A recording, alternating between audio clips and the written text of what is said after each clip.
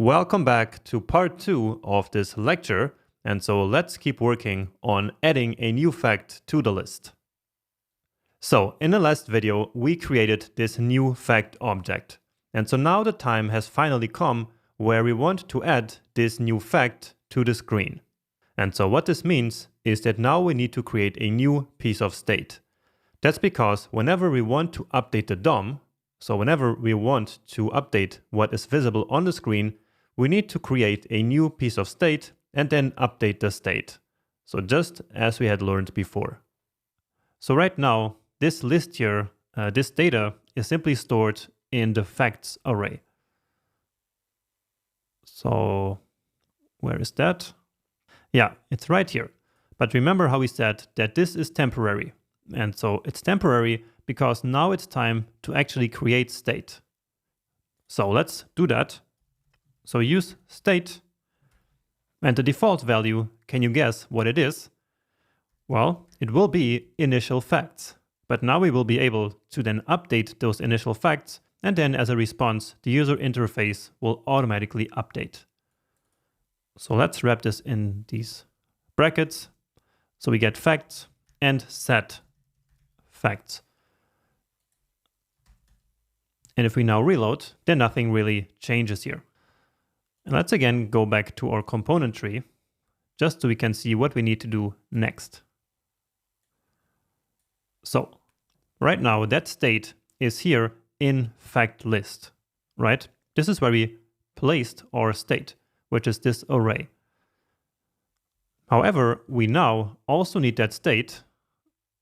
Let's bring back our form. So we need that state also here in new fact form. Because in order to add a new fact, we will of course need access to the setFacts function, right? So let's recap. We need the facts state here and here, but right now it is only here. So how can we share it with also this component? Well, we need to do the same thing that we did before with the other state that we had, which was to place it into app. So into the app component, which is the parent component of both the component that need the state. So let's do that. So what I just said, which is to lift up the state, as we say, from here to the parent component. And the parent component is of course app, which is way up here. And our file is getting quite long, but let's maybe fix that later. Okay. So we get these errors here, but never mind for now. What matters is that now this state will be available both to this component and to this component, which both are child components of the app. So we had first the state here, but since we also need it in a sibling, so this one, we lifted the state up to the common parent component. Okay. So what do we do then with this? Well, of course, the fact list still needs access to this data. So it needs this fact. That's why we have this error here. Because right now, just like before, here inside this fact list, we are using the facts, but they are nowhere in this component. So what we do is to pass them as props. So just like we did before here with the header component. So here it is, the fact list. So let's say facts, and then facts again. And now we need to go there and receive those props. So we pass them into the component, but we are still not receiving it here. So once again, we could write props, and then in here we could write props.facts, but let's simply destructure that here. Write facts, and then it works again. All right, so we did all this work just to arrive at the same place we were before.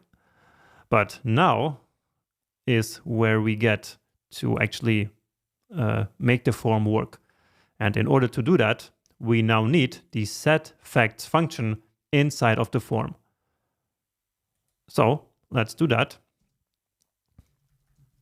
We pass it again as a prop, setFacts equal to set facts. And so this was the whole point of placing the state here in this common parent, so that now we could pass the set facts function right into the form. So basically we have one component that uses the state, this one, and we have another component that updates the state. So let's now go to the form and receive set facts there. So right here, let's immediately destructure it, set facts, and now the time has come where we can update the state. So set facts, but now comes the hard part. So what should the new state be? So we know that whatever we pass here into this function will be the new state, right? So if we passed, for example, an empty array in here, then let's see what happens. But hopefully you can guess what would happen. Let's just place anything. And so now this condition here is true. And then we will call set facts with an empty array. And so, well, so we get an error here. Let's see. Well, apparently it's not called get current year. Yeah, I think it's called get full year. Okay, let's try that again. So it's good to see that everyone makes mistakes while coding. That's just the most common thing in the world. No matter how many hours of code you spend in your life writing, that will always happen. So let's post now. And you see that in fact, now there are 0 facts in the database. And so that's because the facts is now this empty array. Okay, so again, whatever we pass here will be the new state. So what we want now as a new state is the current state plus this new fact added to it. All right, so if we want to set new state based on the previous state, remember we need a callback function here. And so the value in that callback function will be the current facts. All right, so we already know that we want to return an array here, but what should that array contain? Well, it should contain the new fact, so let's write that, plus all the previous facts. So how do we do that? Well, actually we already learned how to do this in the previous section. So we use the spread operator to take out all the elements of the previous facts array and then place them back into this new array. So we're unwrapping this array here using the spread operator, taking all the elements out of it and placing them right here into this new array. And so this will give us exactly what we need. So let's give it a save, reload here. Let's choose health, maybe, post, and there is our new fact. Beautiful. So that worked really, really nice. So we have the fact that we wrote, we have the source, which is example.com, which is an actual domain, and we have all these 3 values here set to 0. Great, so that's great work, but we are not done yet here. So you see that right now we still have these values here in the form, which is not really natural. So we can easily reset those. And for that, we can again use this setter function. So we can simply set the text back to an empty string. We can set the source back to an empty string. And we can set the category also back to an empty string. So let's try that one more time. And of course, now the fact that we just added is gone. And the reason for that is that when we reload this page, then really all the JavaScript here gets loaded again. And so then our initial state here of the facts is simply back to being this array. So when we add something to the state, it does not get added to the actual object that we have written here, of course. So that state only exists in the memory of the application here inside of the browser and inside of React. But anyway, I just wanted to show you that this works. All right. So here's our new fact, and everything here is back to empty. And now finally, we also want to close the form. So in fact, we didn't really have to do this here, but I also wanted to show you how this works, because this is something we do all the time.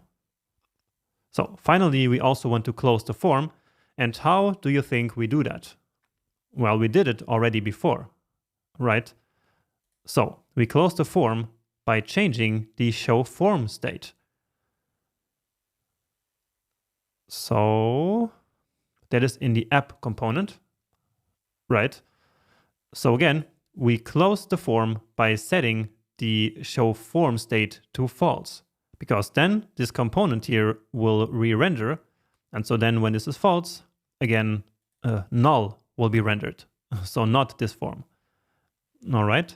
So what this means is that we now need to give the form also access to that function.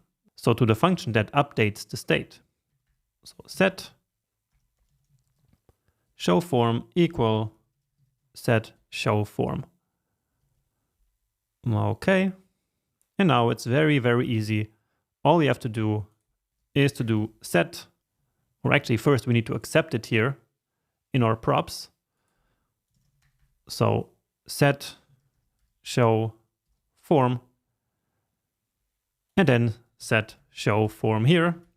And here we can simply set it to false, because here there's no toggling. We just want it to be false so that the form closes.